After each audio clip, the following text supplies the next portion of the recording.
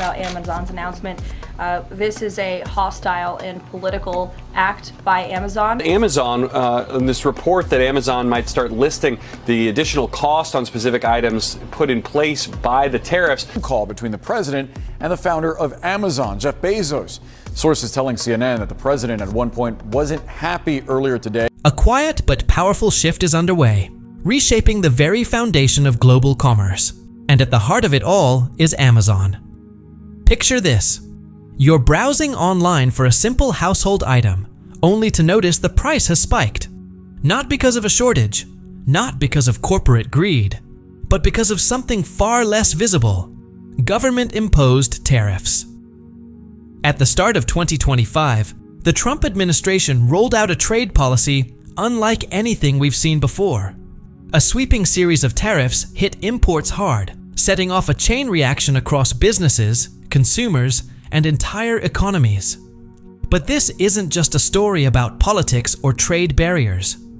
Beneath the surface, Amazon was undergoing a massive behind-the-scenes transformation, one that is quietly redrawing the map of global trade.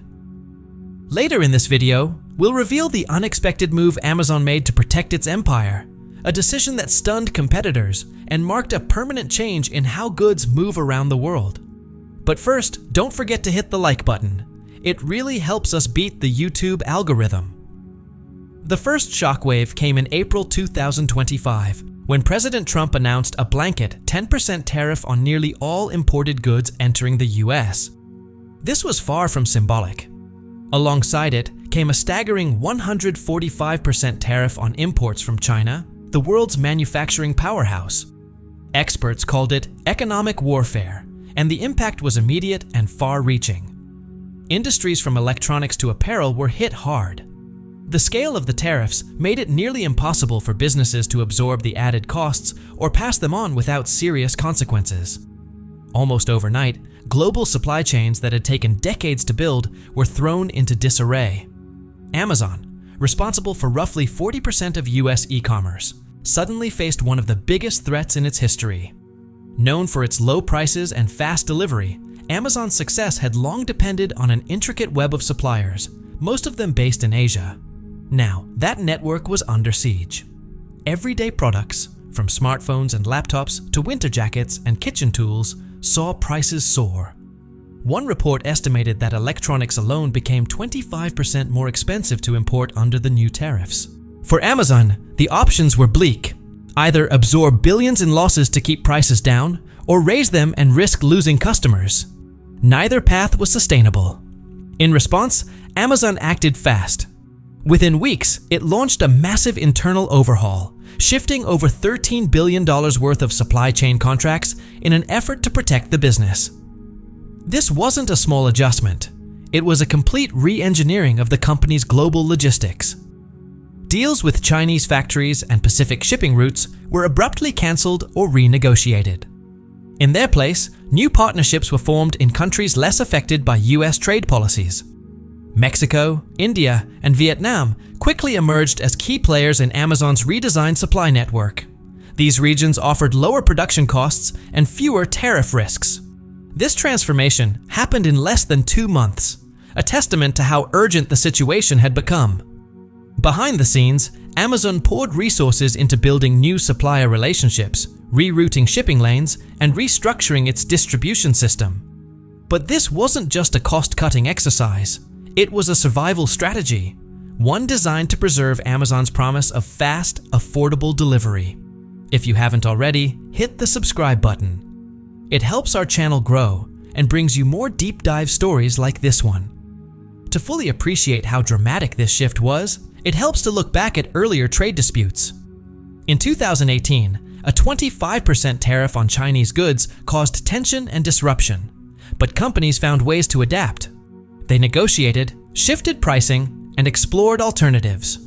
But the 145% tariff of 2025 was an entirely different beast. It wasn't a bump in the road, it was a wall. For smaller businesses, that wall was insurmountable, pushing many to the brink of bankruptcy. For a giant like Amazon, it forced a total reevaluation of its operations.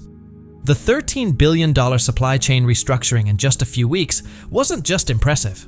It was a clear sign of the disruption scale and Amazon's to pivot under extreme pressure. But not everyone could pivot so easily. America's ports, trucking companies, and warehouses, long dependent on the steady stream of Amazon shipments, felt the fallout.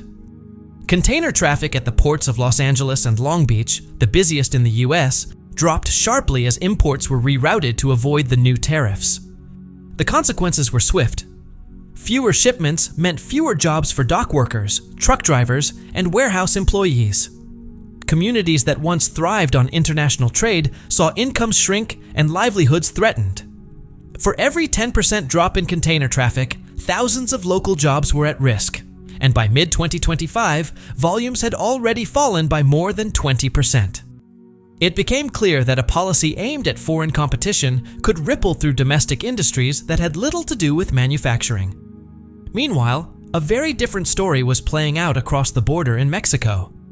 Amazon ramped up its presence in cities like Monterrey and Tijuana, building new warehouses and logistics hubs at breakneck speed. Mexico's proximity to the US lower labor costs and favorable trade terms made it a perfect alternative to China. By the end of 2025, Amazon's logistics footprint in Mexico had grown by over 30%, fueled by this massive redirection of supply chains. Instead of shipping goods by sea, Amazon increasingly used overland routes, sending products across the border by truck and bypassing the tariff-heavy ports. Mexico's emergence as a critical piece of Amazon's North American strategy marked a major shift in regional trade patterns. The country's economy benefited, even as American port cities struggled to adapt. India and Vietnam also became big winners in this global reshuffle. Vietnam's manufacturing sector boomed, growing at double-digit rates as production moved away from China.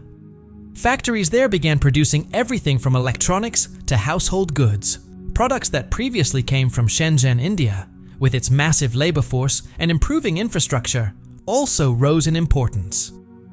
Amazon invested billions into building partnerships, warehouse facilities, and logistics operations in both countries, further cementing their role in the new global supply chain.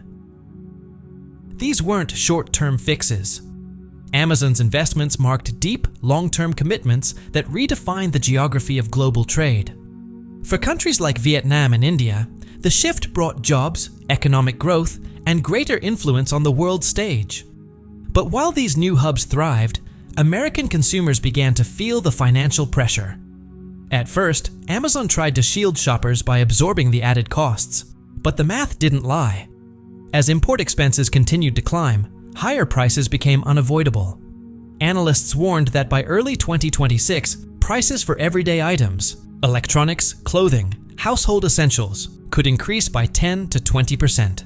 For millions of families already stretched thin, that meant hundreds or even thousands of dollars in additional yearly expenses. The platform that had once symbolized convenience and low prices was now becoming a reflection of inflation and economic strain. And it wasn't just Amazon. Retailers across the country raised alarms. Walmart reported double-digit increases in the cost of consumer goods, threatening its entire everyday low prices business model. Target noted serious disruptions in electronics and household products. Home Depot flagged shortages in tools and materials. Even toy companies like Mattel saw their production costs rise, putting pressure on the affordability of popular products. All of this painted a concerning picture, an economy under pressure. The retail sector, which employs millions and drives nearly 70% of US GDP, was being squeezed from every direction. As prices rose, consumer demand fell, sales forecasts weakened, and jobs were put at risk. Economists warned that if the tariffs remained in place, retail employment could shrink by hundreds of thousands by mid-2026. But the impact went beyond just economic figures. It extended into geopolitics. The US tariffs were meant to reduce China's dominance in global trade, but China quickly adapted. Exporters pursued new partnerships throughout Asia and Europe, reducing their reliance on the American market. At the same time, Amazon's strategic shift toward India, Vietnam, and Mexico elevated these countries within the global supply network. As these new trade relationships grew stronger, America's influence over international commerce began to wane. Analysts projected that by mid-2026, the US could lose up to 20% of its share in global import traffic if the current trajectory held. Rather than reinforcing American dominance, the tariffs were inadvertently accelerating a global shift in economic power, one favoring emerging markets. By the end of 2026, the shift was unmistakable. Amazon's survival strategy had bought time, but it also marked a permanent redirection of global trade routes. The once bustling ports of Los Angeles and Long Beach began to slow down. Their workers faced an uncertain future. Meanwhile, new warehouses in Mexico were thriving. Vietnamese factories were booming. Indian tech hubs were expanding. Back home, US consumers braced for higher prices, and retailers scrambled to realign their supply chains. Policies meant to rebuild American industry had instead pushed companies outward, strengthening competition abroad. Amazon's $13 billion restructuring was more than a bold business decision. It was a wake-up call. In a globalized economy, well-intentioned protectionist policies can backfire. Efforts to put up walls around imports often lead to companies finding ways to go around those walls entirely. For large corporations like Amazon, adaptation comes quickly. They can reroute billions in supply contracts and redesign logistics within months. Smaller businesses, however, struggle to keep up. The result is a paradox. Policies designed to protect American jobs end up threatening them as investment and opportunity shift to other countries. For dock workers in California, truckers in the Midwest, and retail employees nationwide, the tariff war didn't bring revival. It brought anxiety. But for Mexico, India, and Vietnam, it brought growth, fresh capital, and a more prominent role in the global marketplace. Amazon's transformation in 2025 and 2026 wasn't just a response to tariffs. It marked a turning point in the evolution of global trade itself. By rerouting supply chains and building new production hubs, the company ensured its survival while reshaping economic landscapes from California to Hanoi. Ironically, the very tariffs meant to boost America's trade standing may have sped up its relative decline. And the choices made during these turbulent years will have long-lasting effects as nations, companies, and consumers adjust to a new global order, one where resilience, adaptability, and strategic foresight matter more than ever. But Amazon's shift wasn't only about moving factories or signing new contracts. It required a total rethinking of the invisible systems that power its global empire. Behind the scenes, Amazon's digital infrastructure, its algorithms, inventory systems, and forecasting models had to be rebuilt. Artificial intelligence tools that once predicted delivery times from China now had to consider lead times from Vietnam. Pricing engines had to adjust for lower labor costs in Mexico, while accounting for higher transportation fees crossing the US border. Every item that showed up on someone's doorstep had passed through a complex maze of calculations, ensuring it remained profitable despite mounting tariffs and logistical challenges. This unseen technological overhaul was just as vital as the physical movement of goods or the renegotiation of billion-dollar contracts. Of course, consumers rarely see this side of the equation. What they do see are changes in price, product availability, and delivery speed. By late 2025, many households started noticing subtle but unmistakable shifts. Electronics that once launched quickly in the US were delayed, and often came with higher price tags. A laptop that might have cost $800 the year before was now priced closer to $1,000, putting it out of reach for many students and families. Clothing retailers, especially those relying on Amazon's logistics, found certain items arriving weeks late. The new supply chains, still finding their rhythm, strained under the pressure of global demand. Even the most routine purchases, like kitchen utensils or children's toys, began to reflect the hidden burden of tariffs. Everyday shopping became a quiet reminder of deeper shifts in the global economy. For many families living paycheck to paycheck, these weren't abstract economic trends. They were felt in real time. A single mother shopping for back-to-school supplies saw prices jump by 10 to 20%, stretching her already tight budget. A retired couple ordering prescription accessories online found themselves waiting longer as Amazon rerouted shipments through new supply chains in Mexico. College students who once relied on affordable electronics had to either delay upgrades or pay significantly more. These seemingly small disruptions added up quickly, turning into larger sacrifices. They revealed just how deeply global trade is tied to personal well-being. The very tariffs that aimed to protect American workers ended up hurting American consumers, who now faced higher prices and fewer choices. The ripple effects extended across the retail landscape. Major chains like Walmart, Target, and Home Depot all scrambled to adapt, each taking a different approach.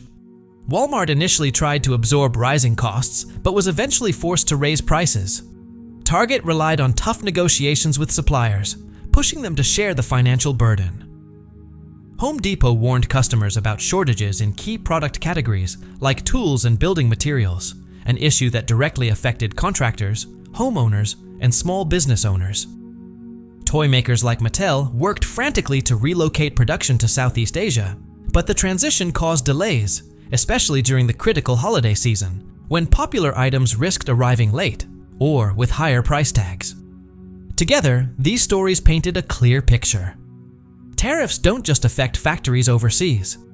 They touch every aisle of American consumer life, from groceries and gifts to home improvement essentials.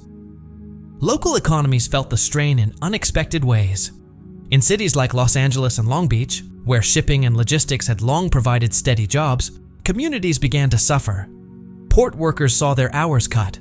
Trucking companies faced shrinking contracts as container traffic dropped. Restaurants near the docks, once busy with truck drivers and port crews, began to see fewer customers. As trade activity slowed, the local economic ecosystem started to contract. City leaders warned that declining tax revenues could impact public services, from schools and transportation to infrastructure maintenance. The consequences of reduced trade weren't limited to lost jobs. They began to threaten the stability of entire communities. Meanwhile, halfway around the world, a different kind of story was unfolding, one of growth and opportunity. In Vietnam, industrial zones buzzed with activity. Workers from rural areas flocked to growing cities, where factories expanded to meet surging global demand. In India, tech hubs secured contracts for higher value manufacturing, boosting regional economies and strengthening the country's emerging middle class. Mexico's border towns experienced a boom as warehouses, trucking firms, and support services sprang up to handle Amazon's redirected supply chains. For workers in cities like Monterrey and Tijuana, American tariffs translated into real benefits, stable paychecks, and job security. This contrast revealed a striking irony. Policies intended to bolster the U.S. economy were, in many ways, fueling economic growth abroad. As 2026 unfolded, the geopolitical implications deepened. Countries that had benefited from Amazon's shift in strategy moved quickly to secure their gains. Mexico promoted its favorable trade deals to attract even more investment, positioning itself as the top gateway to North America. India highlighted its vast labor force and offered incentives to global corporations seeking long-term partnerships. Vietnam, once considered a secondary player, began to emerge as a serious manufacturing hub in Asia, catching the attention of multinational giants beyond Amazon. These developments weren't just economic. They carried strategic weight. Nations that now hosted key supply chains gained new leverage in international negotiations. The balance of global trade and influence was beginning to shift. For the United States, this meant a diminishing role in a system it once dominated. And while Amazon's transformation helped it weather the storm, it also came with risks. Rebuilding a supply chain from scratch is a logistical feat, but it also introduces new vulnerabilities. Infrastructure in many of the new manufacturing hubs, while improving, still lagged behind China's well-established systems. There were occasional bottlenecks in transportation, customs delays, and quality control issues. To mitigate these challenges, Amazon poured resources into local training, digital infrastructure, and partnerships with regional governments to streamline operations. Amazon's success would depend not just on adaptation, but on how quickly it could stabilize these new, sprawling supply chains. Any extended disruption risked damaging customer trust in its promise of fast, reliable delivery. Still, the company's agility was undeniable. Very few businesses could redirect $13 billion in supply contracts in a matter of weeks, let alone build new warehouses in Mexico, expand production in Vietnam, and deepen supplier relationships in India, all while continuing to serve millions of customers each day. Amazon's response highlighted the immense power of global corporations to adjust rapidly to government policy, and also revealed the limitations of protectionist strategies. Tariffs might block goods at the border, but they can't stop companies like Amazon from finding new paths around those barriers. What unfolded became a case study in corporate resilience. Businesses bend, but they rarely break, even under intense political and economic pressure. As consumers adjusted to higher prices and retailers restructured their strategies, a larger question emerged. Would the tariffs succeed in bringing manufacturing jobs back to the US? Or would they instead usher in a new era where emerging economies claimed the future of global industry? Early signs pointed toward the latter. Despite the added costs and complications, there was little evidence of a manufacturing renaissance in America. Instead, jobs were booming in Mexico, India, and Vietnam, where companies found it cheaper and easier to operate. The dream of reshoring American industry remained largely out of reach, replaced by a more complex global reality, one shaped by shifting alliances and rising regional powers. By the end of 2026, analysts were sounding the alarm about a lasting global shift. Amazon was expected to shift another $10 billion in supply chain contracts abroad, signaling a deepening commitment to its new international network. Mexico's logistics sector had evolved into a key pillar of North American trade, even surpassing some major US ports in shipping volume. Vietnam's export economy continued to surge at record pace, while India firmly established itself as a rising force in both manufacturing and technology. Meanwhile, American ports and retail hubs were bracing for further slowdowns.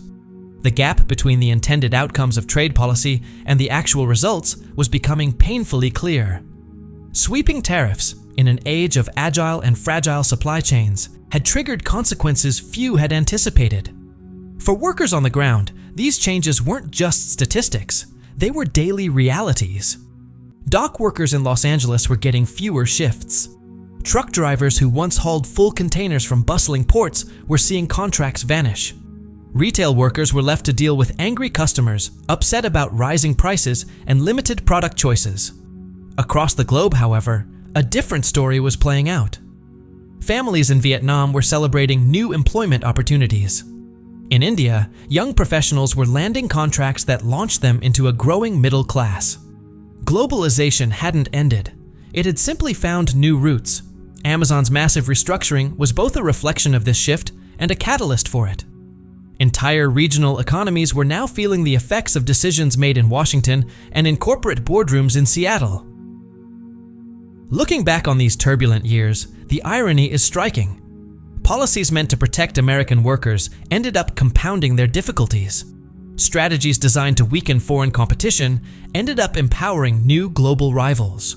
And the company that had built its empire on speed and affordability showed just how powerful and adaptable modern multinationals can be. Amazon's $13 billion overhaul wasn't just a quick fix.